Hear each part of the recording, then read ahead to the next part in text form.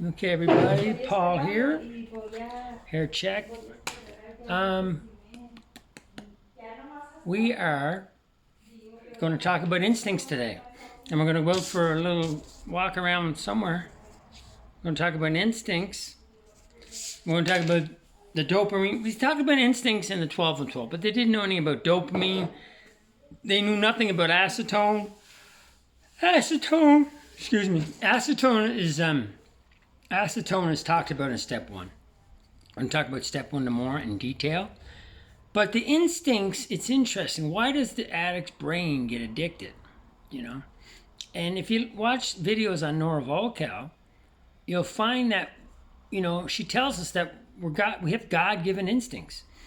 And why do we use those instincts? Well, we use those instincts because God instilled in us or created in us a dopamine reward system. Okay? So all the instincts that are given to us just to survive as a species and survive as individuals we're rewarded when we use those instincts. Obviously, food tastes good, so we can live. Sleep is not, I love sleep. Dopamine. Talking to each other and helping each other, social instincts. We get a little of that when we go to AA meetings in the beginning where we have no dopamine left because of drugs and alcohol. We'll get to that in a minute. We go into a meeting, you get a little bit of dopamine, start to feel a little bit normal, Sex instincts, sex is great. Love how sex feels, as long as you don't go too far with it, just like food and gluttony or anything, right? Social pride, right? False pride. So we have three sets of instincts: sex, social, and security. We're rewarded when we use those instincts. It's called the dopamine reward system. It's obvious that God put it created that in us. And all animals like food. All animals like sex. Most animals are social creatures. A lot of them are, not whales. And but they are at certain times of the year. We need each other. We need each other to survive. So there's a thrill. There's a good feeling. There's a dopamine spike when we get together and help each other. If I climb a tree to get a coconut, or if I run a mile to catch something and eat it, I feel good. You ever feel good, like that dopamine high or that endorphin high or that serotonin high? I go for a good walk and feel good.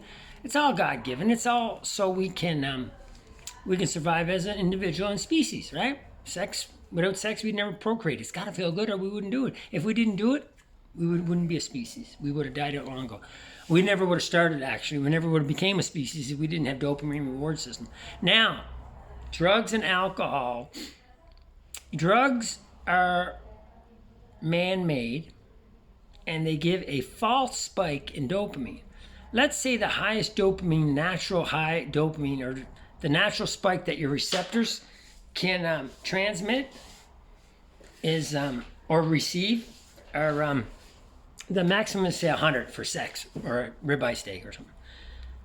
Crystal meth gives 9 times more. So let's say there's 100 units of dopamine in your brain spiked or received, or whatever the level is. I don't know much about the brain, but Nora Volkow explains it better. You can find her on YouTube, Nora Volkow.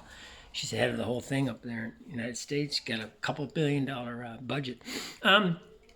But anyway, there's dopamine that increases in our brain when we do all these natural things. So the maximum, say, is 100. This is 100%, 100 units. They call it 100 units of dopamine. It's not, but crystal meth is 900 units of dopamine. Alcohol is 400 units of dopamine. Crystal meth is 900. Cocaine's like 700, I think it was. Alcohol's 400. There's a lot given off by opiates. I don't know the number, but I think crystal meth and cocaine are the highest. Anyway, so what happens is it uses up all the dopamine. It messes with the reward system. Drugs and alcohol are not natural. You put it in a natural brain created by God. You put a man-made thing in there, just like anything man-made. You ever notice things that are not good for you are man-made? Gambling, pornography's man-made. Sugar and flour, man-made. Alcohol, drugs, everything that's really bad for you is man-made. Everything that's good for you, like broccoli, man, you gotta have some broccoli. You got one ingredient. Man never touched it. The things that are great for you, avocados and tomatoes, and even chicken, right? like, and meat, like as long as it's not been touched by man, like natural, free range.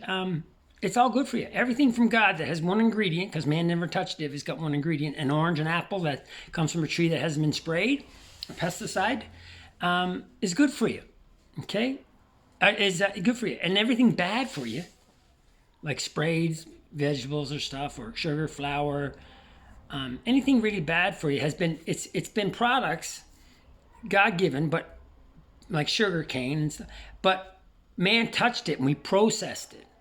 Or we did something with it, like crystal meth comes from what? Like, the earth somewhere, heroin comes from poppies, right? And stuff like that, I think, right? But man messed with it and it became real bad for us. Also, they messed with drugs and alcohol. And with that, they found out in the 1990s that there's a spike given off when you start using drugs and alcohol. Remember the time when it worked, when alcohol and drugs worked? There's a spike given off. Dopamine spike, high. When you get addicted to that, you end up wanting heroin. People relate to this. You end up wanting heroin more than you want sex. You end up wanting heroin more than you want food, because the dopamine reward system is giving you more reward from the dopamine reward system than a steak or sex ever would. And then what happens? The drugs and alcohol reset the whole dopamine reward system. It gets lower and lower and lower and depleted to the point where you take away the drugs and alcohol, there's no dopamine at all, natural or not, because drug and alcohol reset that whole system and damaged the receptors, and now we're not getting any dopamine unless only a little bit from doing drugs and alcohol. So we're no longer using drugs and alcohol to get high or enjoy life, or drinking because life is good, conviviality, companionship, colorful imagination. We are now drinking and using just to feel somewhat normal. So people say, why does he keep doing it? He doesn't even enjoy it anymore. I don't enjoy it anymore, but you take it away and I'm really suffering. I just was drinking just to get a few moments, just to be able to have a couple of moments to be able to watch. I couldn't even watch Netflix if I wasn't drinking. It came like that to the end. I didn't feel human unless I had some alcohol. Alcohol was the only normal life. It became the only normal life. You take away the drugs and alcohol, I did not feel normal. I was not comfortable in my own skin. So what do? We stop drinking and using. We have no dopamine. Like I just said to you earlier. We go into an AA meeting and we get a little increase in dopamine because we're socializing. Yeah, we're socializing. Get a little hungry, you go up there, get a donut and a coffee, right? Caffeine and sugar. Get a little dopamine. Nothing wrong with a little sugar. It's not okay. A lot of sugar, okay, but get a little dopamine. Talk to each other. Maybe see a girl. You don't have to have sex or intercourse to get dopamine. You can see the opposite sex, and dopamine will rise, because not only in a hamburger, you can see a hamburger and you'll get a dopamine rise, because not only do we get dopamine when we do it or eat it or have it, we get a dopamine rise when we see it. It motivates us to go get it. So if you're in a meeting and there's pretty girls there or something, you're going to get a dopamine rise. If you're in a meeting and you're socializing with each other, you're going to get a dopamine rise from the social instincts, a dopamine rise from the sex instincts, and then you're going to get a rise from the security instincts, which is food, shelter and food, and you'll get that from sugar and coffee. Now, that's not the solution.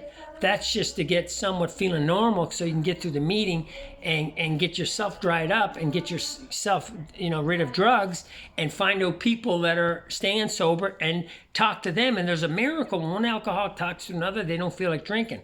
Something to do with dopamine.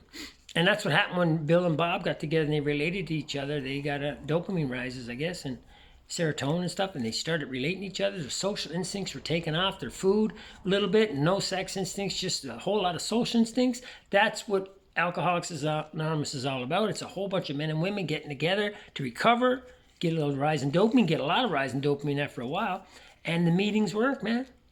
The meetings work as long as we're relating to each other and talking about spiritual principles or what the problem is. And socializing works and food works. So we're getting off the drugs and alcohol. We're going back to the normal life.